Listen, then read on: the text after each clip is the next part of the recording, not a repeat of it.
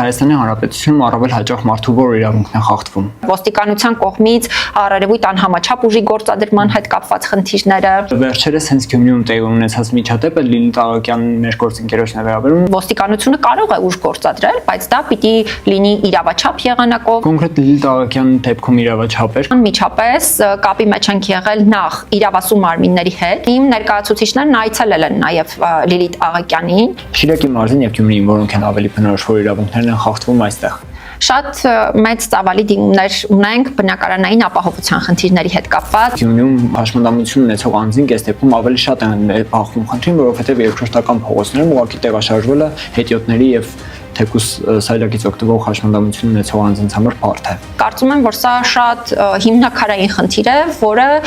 շատ քիչ ուշադրության է արժանանում։ Լրագրողները բախվում են որոշ խնդիրների, այդ թվում քաղաքական գործիչների կողմից թիրախավորման։ Իմ կարծիքով ընդհանուր միջավայրը եւ իրավիճակը խնդրահարույց է։ Թիրախավորող ու խտրական խոսքի ենք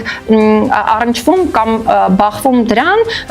ոչ լրագրողների հետ կապված հարաբերություններում։ Թեկուզ միմյանց գործընկերների մասով էլ միանշանակ կոնկրետ նաև պատգամավորների եւ Նիկոլ Փաշինյանի միջև զոհարամթերքի օգտագործման մասին է խոսքը։ Պաշտոնատար անձինք միանշանակ պետք է զսպվածություն ցուցաբերեն եւ նաեւ զգայուն լեզու օգտագործեն։ Արցախցիներին թիրախավորում են որպես ղարաբաղցիներ, եկել են եւ այլն Հայաստանում են ապրում, ինչ իրավունքով սա հստակ թիրախավորում չէ։ Ինքս առաջարկել եմ